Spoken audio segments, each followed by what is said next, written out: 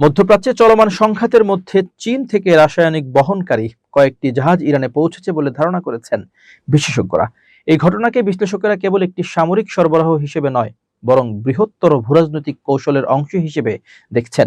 British দৈনিক the টেলিগ্রাফের বিশ্লেষণে দেখা গেছে, যুদ্ধ শুরুর পর থেকে অন্তত 4টি নিষেধাজ্ঞাপ্রাপ্ত ইরানি পতাকাবাহী জাহাজ দেশটির বন্দরে ভিড়েছে এবং আরও একটি জাহাজ উপকূলের কাছে অবস্থান করছে। চীনের জুহাই শহরের গাওলান বন্দর থেকে যাত্রা শুরু করা এসব জাহাজ রাসায়নিক সংরক্ষণ সুবিধা ও বহনের জন্য পরিচিত।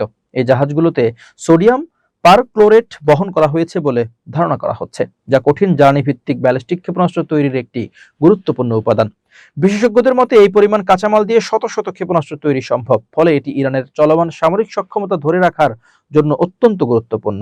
মধ্যপ্রাচ্যের নিষেধাজ্ঞা নিয়ে কাজ করা মার্কিন বিশেষজ্ঞদের ভাষ্য অনুযায়ী সংঘাতের এ পর্যায়ে ইরান দ্রুত তাদের ক্ষেপণাস্ত্রের মজুদ পুনর্গঠনের চেষ্টা করছে এবং এ ধরনের আমদানি সেই চেষ্টারই প্রতিফলন। এদিকে যুক্তরাষ্ট্রের গোয়েন্দা সূত্র সিএনএনকে জানিয়েছে, ইরানের প্রায় অর্ধেক ক্ষেপণাস্ত্র উৎক্ষেপণ ব্যবস্থা এখনো অক্ষত রয়েছে, যা পূর্বের কিছু দাবির সঙ্গে সাংঘর্ষিক। এ প্রেক্ষাপটে নতুন করে কাঁচামাল আমদানি ইঙ্গিত দিচ্ছে যে দেশটি আংশিক ক্ষতিগ্রস্ত হলেও পুরোপুরি উৎপাদন ক্ষমতা হারায়নি। বিশ্লেষকেরা মনে করছেন, ইরান হয়তো বিকল্প বা ছড়িয়ে থাকা উৎপাদন ব্যবস্থার মাধ্যমে কার্যক্রম চালিয়ে যাচ্ছে।